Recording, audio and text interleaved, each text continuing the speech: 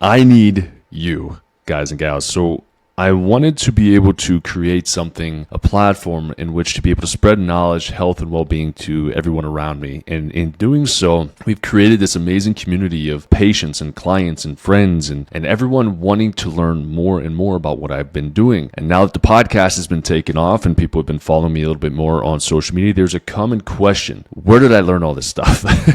And so over the past few years, I've been kind of cramming all this stuff together, and I've created this coaching platform where you have one-on-one access to me, and there are two different types of plans. There's a 6-month plan and a year-long plan for coaching, where I help you from how to start the business from the ground up, how to test properly. There's modules, there's handouts, there's basically all you got to do is say, hey, I'm in, pay your fee to get in. I will train you, I will coach you, I will get you up to snuff to make sure that you can start helping people in your community as well. And if you're like, is this for me? Anyone who has a beautiful heart inside, there is a vetting process for this, or an application process. I don't want terrible people joining this program because I don't want terrible people doing terrible things to people's health. You have to have a heart of gold here, really want to help others, and it doesn't matter what your background is. You could be a health coach, you could be a nutritionist or a dietitian, you could be a nurse practitioner, you could be a medical doctor, you could be a chiropractor. It doesn't matter. What I'm able to teach you is at a level that all the way up to like a surgeon can understand, all the way down to somebody who's never spoken a lick of health terms in their life. And then I can help to educate you to be able to formulate new custom protocols to be able to help patients in your community. So if that's something that you're interested in, please reach out to me so that we can start opening this up and enrolling new docs or new patients or new people into this program so that they can learn what I've been able to do so you can help me to help the world. Thank you in advance, and I look forward to meeting with you guys.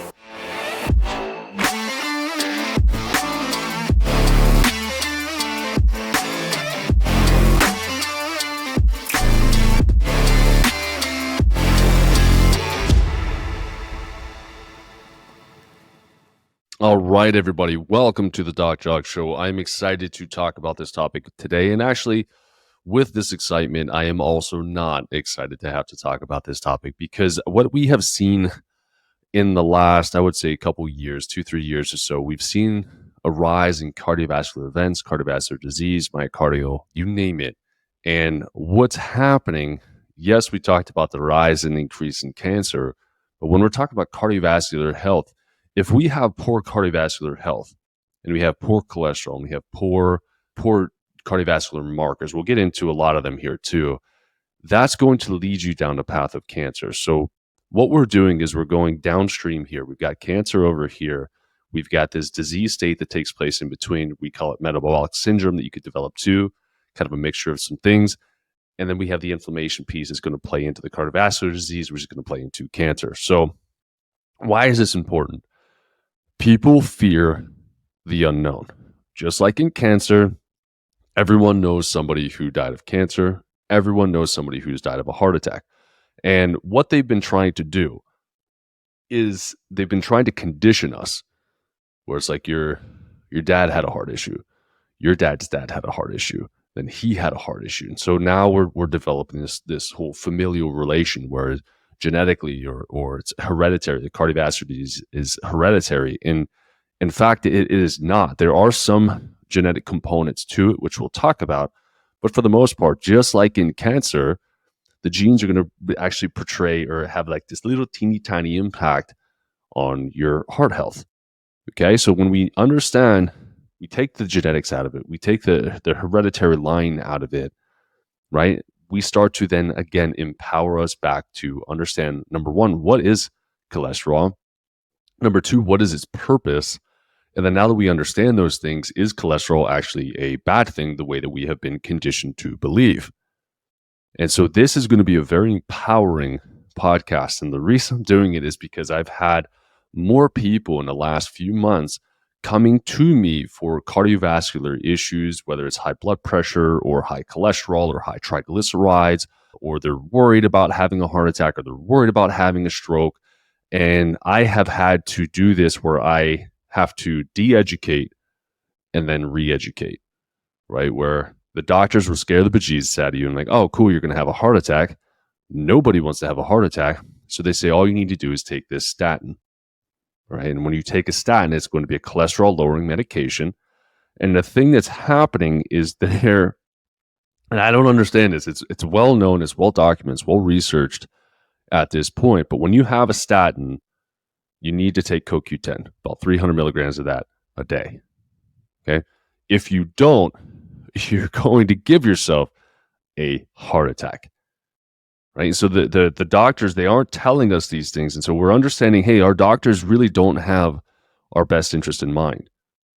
And so we can have things where we're just going to be talking about statins in this particular podcast today, but there's things like these little baby aspirins that they're talking about helping you because it reduces inflammation, right? It causes disease states and it can cause plaque buildup and accumulation or atherosclerosis in the arteries and veins. But why are they choosing a baby aspirin when they could be choosing white willow bark, which is what aspirin came from? Or why are they choosing aspirin or a blood thinner when you could be using omega-3s and turmeric? Natural, no side effects. Unnatural, plenty of side effects. So we'll talk about what are all of these markers? What do these things even mean? Because I want to break down just like the total thing just in general when we talk about what cholesterol is, what is LDL, what is HDL, what are triglycerides, right? Why is it just a super basic panel, and what you should actually be getting tested whenever it comes to cardiovascular disease. Right now, this podcast is going to be designed to help you to understand maybe a test you've already had run. And if you're like, hey, what can I do? We'll talk about the potential things. If you're like, I have cardiovascular disease, what test would you run for me? We can run an in-depth cardiovascular panel, right? And actually see what your heart attack risk is. But again, the heart is just a response organ, it's a response muscle. Something else is going to be causing breakdown and dysfunction inside the body, which is then going to make our bodies have to produce more cholesterol to repair the damaged tissues. Okay, so let's just get into it. So I'm going to pull up my notes here for us because I've been working on this for a while. So let me do this real quick. All right, so when we're talking about cholesterol, I want to make sure I got this equation right for us. Cholesterol is going to be, it's an equation, right? So it's HDL plus LDL plus 20% of your triglycerides, and that equals your total cholesterol. Okay, so it's comprised of three things. And the way cholesterol was developed was I'm trying not to swear. So this you guys will have to help me out here. I'm trying to be better at this and not swear, even though I get really fired up. So I'm going to work on getting fired up without using curse words. And if you're listening to this, you're my inspiration for that, ma'am. So I said I appreciate that. So when it comes to this equation, when it comes to cholesterol, when it comes to cholesterol numbers and boundaries, this is the dumbest thing that I have actually seen to date. There is no correlation and causation between high cholesterol and actual cardiovascular events.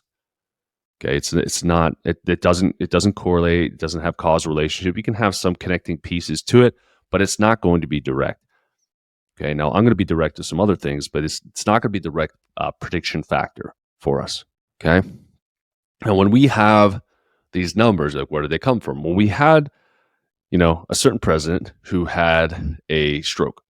Okay. When they had a stroke, they're like, oh my gosh, we have to tell the people what happened and what are we going to do? So we said, we're going to blame cholesterol. And so this guy, he was a fish biologist, his name was Ansel Keys. And he was like, well, let's study cholesterol in relation to cardiovascular events, or CADs.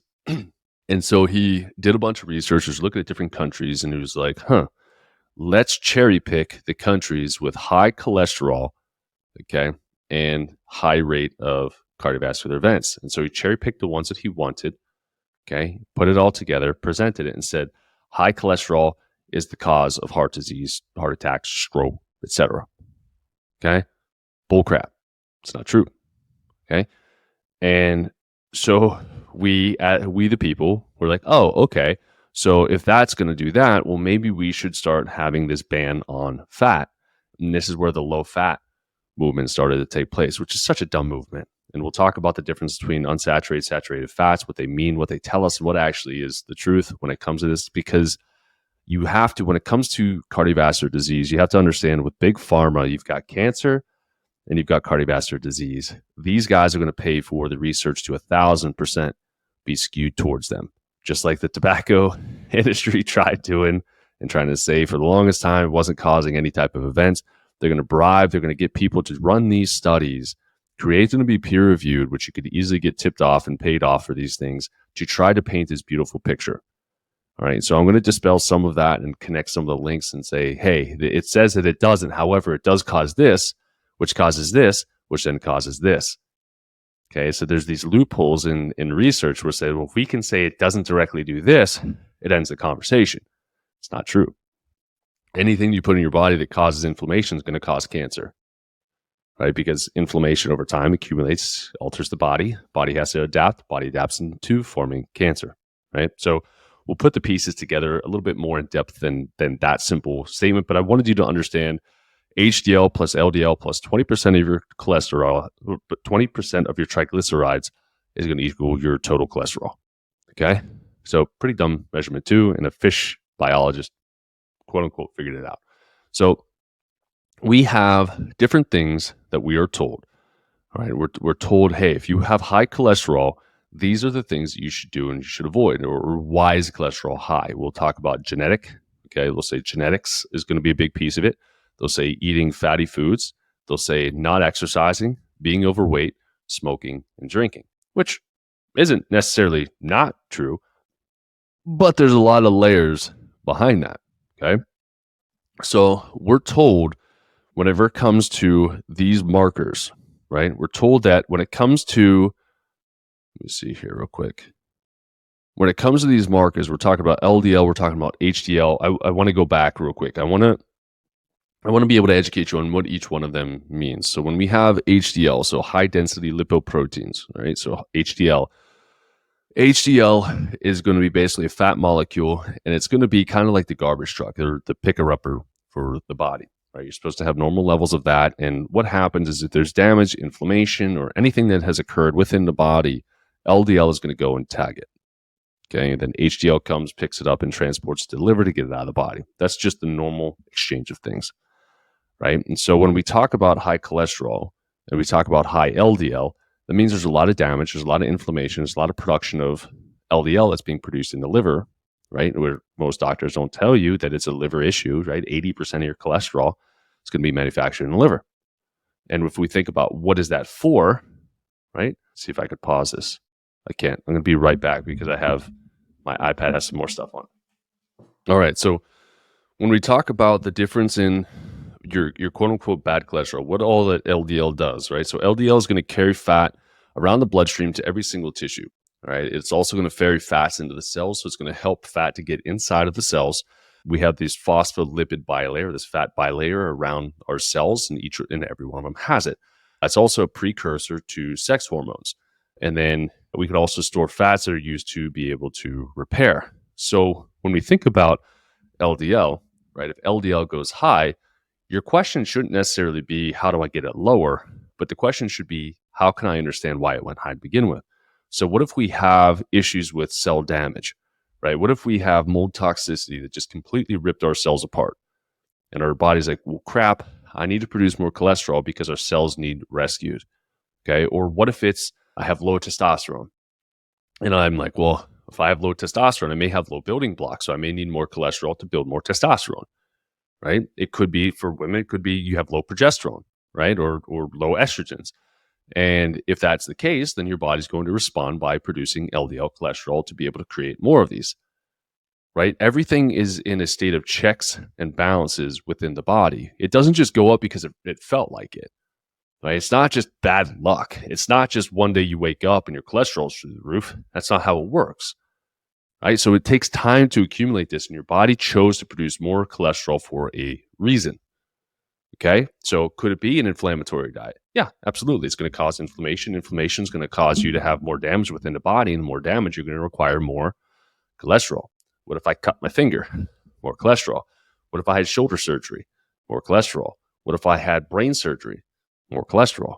Right. So the last thing you'd want to do is say, hey, body, I know you're choosing to produce more cholesterol right now, but I don't think that you should. So I'm going to shut it down. Right, and this is where we have a lot of different things that can happen within the body that are not good. Okay, so when we're talking about LDL, HDL, and then we have our triglycerides here too, right? So triglycerides are going to be, let me figure this here, by definition. I want to get the right definition for us. So basically, triglycerides are going to be from fatty acids basically being out in the bloodstream. Okay, so it's going to be fatty acids, bad fatty acids out in the bloodstream, which can increase your risk of cardiovascular events and for stroke. Again, cardiovascular event. So if we have that going on, then we want to actually understand that, because that's going to be more of a risk factor than high LDL any day. Other things that you can have measured too is going to be your PLAC, your plaque. Okay, so this is going to be seen when you have inflammation to the blood vessels. And we do see this linked with, in correlation, causation with plaque in the arteries, which is an early warning sign that you're developing heart disease or stroke. Okay, then you can have HS, or high sensitivity CRP. It's going to predict myocardial infarctions and inflammation. So when we see this particular number, we see CRP, HS, CRP go high. Again, it's not just like, how do we get it down? Yes, we could use turmeric for that in high doses. We could bring that down, but we want to understand what made it go up. Is it destruction of muscle tissue? Is it destruction of heart tissue? Is it because you have Lyme's disease? Is it because you have mold toxicity? Right? It's not just a cardiovascular thing. It's for inflammation within the body. So understanding these markers is really key. It's really crucial. You can have another marker called ox-LDL, or oxidized LDL. It's going to be from excessive inflammation and abnormal lipoprotein metabolism. So we can't really get rid of it properly. Chronic inflammatory diseases confer an elevated risk of premature atherosclerosis and cardiovascular events. So it's another really important one to have. MPO, we have indication of plaque forming and breaking. This one's important because if the plaque forms and breaks, we have an increased risk of a thrombus or something breaking free and floating through the bloodstream and causing stroke, whether it's going to like a clot in the lungs, the heart, the brain. This is going to be one of the most important markers to also get down, okay? Another one you can have too is NT-proBNP, excuse me, which if it goes high, there's varying ranges for your age, but if it goes high, it's predictive of heart failure. Maybe you're having it right now or you're on the way. You can also have SD-LDL, which is small LDL, so small density LDL. They're like little itty bitty things. And so when we have LDLs, LDL are a big molecule to begin with. They're large. And we have these smaller particles with the SD-LDL and Lp(a). They're like little golf ball sized pieces of cholesterol that can go in through the arterial wall and deposit plaque. So it's a smaller version, if you will, of LDL. So we have to make sure that we understand that's the stuff that's going to actually be causing damage to us. So we want to make sure that we take that into consideration when we analyze the cholesterol in people. Okay. Most often, never are you going to get that from a cardiologist, because they only want to put you on a statin. That's their only thing. Statin, blood pressure medications, and baby aspirin. It's very easy to be a cardiologist, in my opinion. It's very easy to be a typical cardiologist. I know some very good cardiovascular surgeons and cardiac surgeons, but these common people don't test this way. Another one that's a really important one for you to take a look at is ApoA1. It's going to show a risk for cardiovascular disease and event, especially if ApoB is high. So if ApoA and ApoB are both high, you're at a much higher risk of developing some form of cardiovascular event. Okay. Now, when we have these markers and we have them go high, again, if we don't understand and we don't know what they mean, then it's going to mean that we're left feeling helpless, alone, and scared.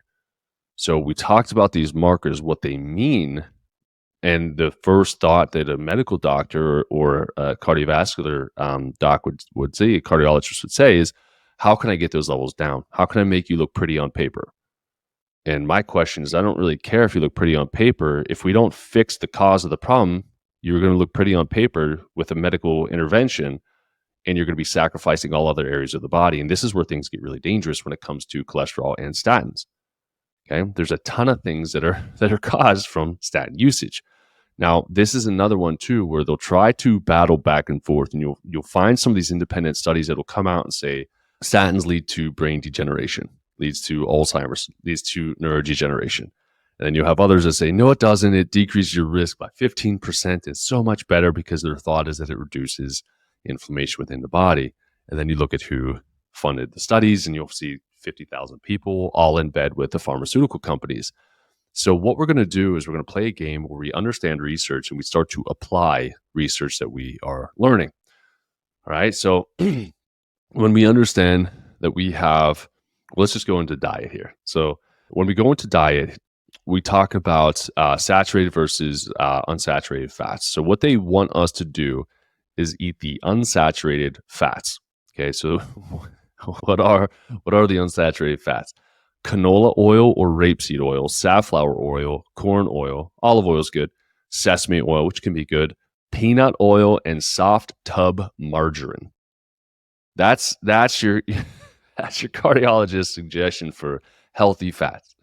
And then you have your saturated fats, which is coconut oil, butter, beef tallow, lard, chicken fat, cottonseed, which I wouldn't do, and bacon grease. I say don't do saturated fats. It'll kill you. It'll cause heart disease. It's going to do it. It's going to do it. It's going to do it. Eat this fake stuff. I almost swore. Eat the fake stuff instead. Right? Canola oil, man-made process. Vegetable oil, man-made process. Safflower is a combination of man-made oils. Corn oil, terrible for you. Olive oil, good. Sesame, good. Then peanut and margarine. Margarine's what they call like a molecule away from being plastic. Like it's disgusting. It's not even real.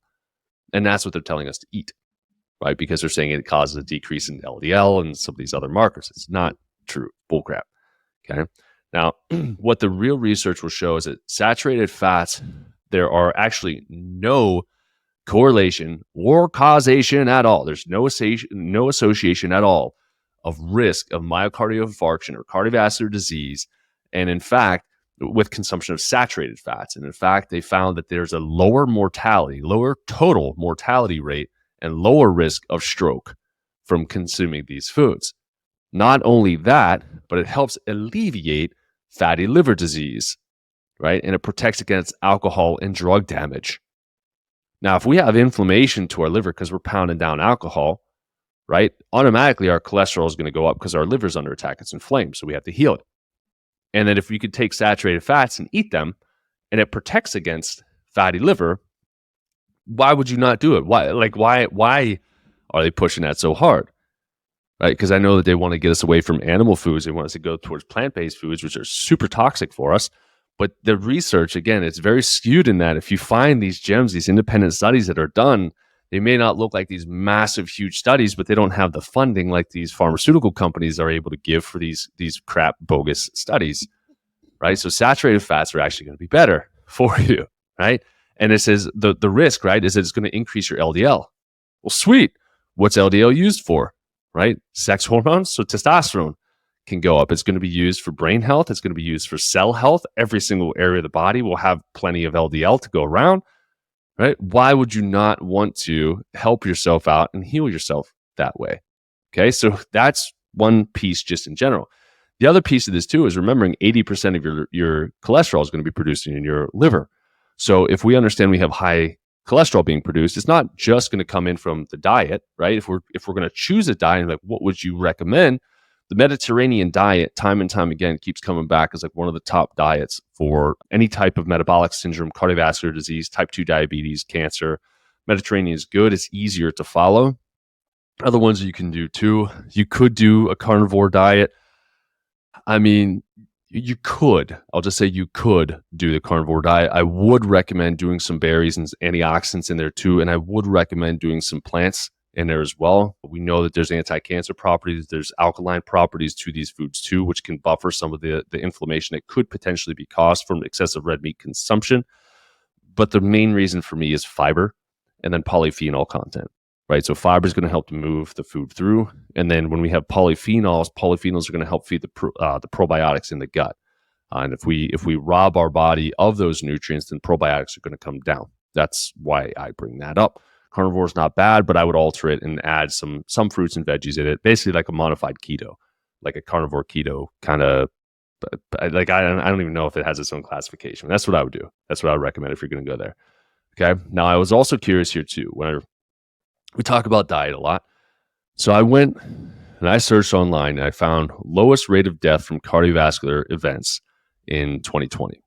Okay, so the lowest rate countries that had cardiovascular events were Korea, Japan, French, Netherlands, and Spain. So I was like, I wonder what Korean dishes are huge. I know Korean barbecue is huge here, and that's one of the things that they love to eat is bulgogi. Now, don't yell at me if I can't pronounce these words, especially I didn't even try. I'm not going to try to pronounce the French stuff because, yes, my name is Jacques. Yes, I am French, but I don't know how to pronounce their words. But bulgogi is basically red meat, eggs, and a whole bunch of like healthy fats all mixed in together. And then you have Japan. So Japan's going to be high in like rice noodles, noodles in general, fish, right? So fish are going to have high fat content to them, and they're very minimal in cardiovascular events. French is just like they crush beef with like everything. There's like beef bourguignon. There's a fish dish that I can't pronounce. They put butter on everything. They love the escargot, which is just saturated fat in a pan, butter, garlic, and all that stuff. Very low risk of cardiovascular events, right? Netherlands, Spain, same kind of concept. They all eat very similar. They all eat their red meats. And then when you have America trying to bark the orders like, oh no, saturated fat's bad and cholesterol is bad and we're eating processed garbage every day, it's comparing apples to oranges. We can't talk the same language with these people. Okay, they're better than us by a lot. Okay, now let's go back to statins. Okay, so this I want to end with this because this is going to be an important concept to understand. So when we talk about statins, there are certain things that I have seen in clinical practice, 10 plus years, about a decade or so of this, and so too, like next time you see a statin commercial, look at the little asterisks on it. If you still get commercials, look at the asterisks on it, and they'll say it's never proven to actually lower your risk of cardiovascular events, which is like, oh, well, why the heck am I taking it? Right? So number one mistake that your cardiologist is going to make is that they're not going to tell you about CoQ10 to help you with your statin. Okay, it's number one mistake. There's another marker that I want to make sure I told you about too. There could be a genetic link with that. It's very important to know because you won't be able to get cholesterol down without it. But I'll just go into these things first. So when we talk about statins and side effects, the known ones, you're going to have headaches, dizziness, feeling sick, tired, or weak. Okay, so if we have headache and dizziness, what area is going to be affected? The brain, right? Inflammation, right? Or decrease in blood flow. Okay, headache is going to be inflammation. Dizziness, usually decreased blood flow. Feeling sick, tired, or weak, there's your neurological system, right? So tired, weak, immune system is feeling sick, so immune system is going to be going down. What else? GI problems, so constipation, diarrhea, indigestion, flatulence, so increase in inflammation, right? We have an increase in inflammation. What's that going to do to the body? It's going to make us more catabolic. It's going to build more heart disease. It's going to make us more dependent on that medication. And it's going to lead us to more types of negative events and more medications, drugs, surgeries all along the way. What else? Muscle pain. This is very common. A lot of men in particular will get massive increases in sciatic pain when they start having statins introduced into their diet, right? Because statins are going to decrease cholesterol. Cholesterol is used in nervous system tissue to make these little fatty pads known as myelin sheaths, which help to speed up the messages going to other areas of the body. This is why neurodegeneration takes place when we have statins being introduced into the body. The other thing that's going to do is cause sleep problems. So if we can't sleep properly, we're not going to rest. We're not going to recover. We're going to be inflamed. We're not going to feel great the next day. Insulin's going to be imbalanced. We're going to crave sugary, crappy foods. And that's going to lead us down the line to drugs and surgery or more of, right? What else? Lower platelet count. Oh, great. All right, so platelets or our clotting factors aren't going to be as high as they should be, right? So we're not going to be able to heal appropriately. We're not going to be able to heal internally as well as externally, okay? And platelets are going to be really important with just normal recovery in the body. Now, statins, what they're going to do here, so when we have a big piece of the statin negative being is that it depletes your CoQ10 within the body. CoQ10 is used for optimal cardiovascular health and function, slows progression of mitochondrial disorder and neurodegenerative disease. And again, it's like, neurodegenerative disease. What are those? Alzheimer's and Parkinson's, right? Just a fun fact for you, right? What else? It's going to assist in muscle regeneration. So muscle wasting, muscle atrophy starts to take place when we have a decrease in CoQ10. It helps with gum disease. It's a powerful antioxidant. It guards and protects against cancer. What else? Supports immune system and nervous system function. That's kind of important. And it helps with diabetes, right? So CoQ10 is going to help you with diabetes. Now, we've already heard some contraindications from what the medical doctors will claim it does not have an impact on. But when you understand what the decrease in CoQ10 is going to be for, and you know for a fact 100% of the time, when you put a statin in, it will deplete your CoQ10 stores, and it's very difficult to get them back up without supplementation. This is why statins are associated with neurodegeneration, with more aggressive and more severe things. Okay. So we have diabetes, right? So diabetes is going to be really important. Dementia, even though they try to fight it, again, the brain needs fat and cholesterol. If you shut it down, good luck. You're not going to be able to survive on that. Okay. But past that, right? So we're going to have more roundabout answers here. One of the top things that men will notice with statin usage, and their wives will notice too, is erectile dysfunction. So they will be no good in the bedroom at all. Or as I like to joke and say, it's like you're pushing rope, right? You ever try to push rope forward, it just collapses. It doesn't work, right? So if you never had ED, it'll cause ED. If you've had ED, it'll massively aggravate it, so you won't even be able to perform. The other thing that's going to happen too is it's going to smash your testosterone. Why? Because if it's pushing down your LDL, you're going to have less building blocks to create testosterone. Men, if you can't have testosterone, low T is associated with an increased risk of cardiovascular events, right? This is why, again, like we talk about prostate cancer, they put on people on hormone blockades like Lupron and some of these other things. It smashes testosterone and it leads you down a pathway to a heart attack. You're like, how did that happen? Well, it's like, well, at least you don't have prostate cancer. We're like, no, I don't want to have heart attacks because that's going to lead me to worse cancer or cancer all throughout the body. Okay. So what's going to happen is low testosterone, increased risk of cardiovascular events. It's going to increase risk of metabolic syndrome, and it's going to increase your risk for type 2 diabetes. Stay tuned. This, right, is then going to have an impact on brain health and increased dementia and Alzheimer's. What also is going to happen, right, because the Alzheimer's has been nicknamed type 3 diabetes, right? So if we can't get our blood sugar under control, our brain starts to shrink. You don't believe me? Here's the stats on it. High blood pressure shrinks the brain and actually causes brain atrophy. Now, they've done research with an A1C between 4.4 and 5.2 versus an A1C of 5.9 to 9. What they found is the people in the higher group, the higher A1C, doubled the rate of brain loss in a 6-year period of time. So now if we say statins don't cause brain degeneration, by default they do, because you're depleting your CoQ10, your brain function can't last, your brain needs cholesterol, it needs fat. If you're saying, oh no, the studies don't show it, okay, we'll say this then. So cholesterol or statins are going to lower your testosterone. It's going to lead you down a path to type 2 diabetes. Diabetes is going to be a sign that A1C is out of control, blood glucose is out of control, which is then going to cause brain disease, which is then going to cause Alzheimer's and diabetes. So what they're trying to do is keep these two distant things apart, or seemingly distant things apart, when in reality they are all intimately connected. So when you're thinking, hey, if I've got cardiovascular disease and I've got these issues and I don't know what to do, and your doctor's like, just go on a statin, it'll save your life. You're going to want your life to be saved. You're going to want to do that because you're going to trust your quote unquote trust your doctors. But when it comes to cardiovascular disease, we are terrible in the US. We are awful with heart disease. We are awful with cancer. We're great at saving your life when you have a heart attack or stroke. But our dietary interventions, our medical interventions prior to that lead us down the path to more issues, more clotting, more strokes, more degeneration. Okay. And then our quality of life massively destroyed, right? Because if we know that cholesterol is used in cell health and every single cell in our body requires cholesterol and we deplete it, right? And you're like, yes, my cholesterol is at 100. Yay, total cholesterol at 100. I'm like, oh crap. Like I get more concerned when somebody has low cholesterol than when somebody has high cholesterol. I'm serious. I do.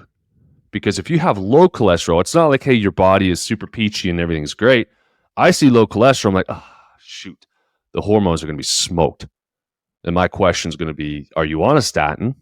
Did you get your gallbladder removed because you need fats to be emulsified to absorb it, right? And then do you have low T right now? Or do you have, again, hormonal problems? Do you have issues with fertility, right? Because if we have low LDL cholesterol, low total cholesterol, right? And I'm not using those interchangeably. I'm just saying if you have both of those, you're going to have a higher risk of these types of disease states occurring, right? So lower cholesterol is more problematic than higher cholesterol, right? And because we just had this fish biologist say 200 is too much, which is full of crap, we believe that hook, line, and sinker, even though it's been proven time and time again that it's not the high cholesterol piece is the big issue. It's the plaque in the arteries. Yeah, but what's going to cause that?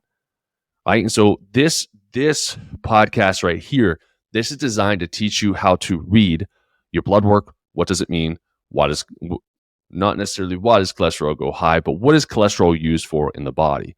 This next episode, this part 2, is going to be what areas are your doctors missing that are causing your cholesterol markers to be high or your risk of cardiovascular events to be going up. So part 1 is this. Part 2 is like past the typical testing. If you had high cholesterol, what would I recommend to test and why? And what's the research backing that up? All right. So I know that this information is useful because I've had to tell it to multiple patients. So much more to this. But when you understand that your cardiologist doesn't know what they're talking about when it comes to cholesterol, and their approach to it is always going to be the same, whether I have high cholesterol, my wife has high cholesterol, if my kid had high cholesterol, if Susie down the street had high cholesterol, we are all going to get the same thing. I am different than my wife, different than my kid, different than my neighbor, right? And if we all get treated the same, it's impossible to have the same positive impact because our causes aren't the same. What if Susie eats McDonald's every day? I don't remember the last time I had McDonald's, right? What if I have low testosterone? I want more cholesterol, right? What if I have damage somewhere else in my body? I want better cholesterol. So if we have these things, we have these understandings, then we can free ourselves from their advice. We can still get tested, sure. Use your insurance if you want to get your mediocre test that doesn't test for all of these things. Right. Again, if you want a more in-depth panel, reach out, DM me on Instagram. I can send you a much more in-depth panel. We'll get you all of those markers we talked about, the typical stuff, LDL, HDL, triglycerides, and we'll have the PLAC, the ApoA1, ApoB, ARP, homocysteine, which is the one I didn't mention. That is going to be found if we have MTHFR in the body. Our body has a tendency to accumulate homocysteine.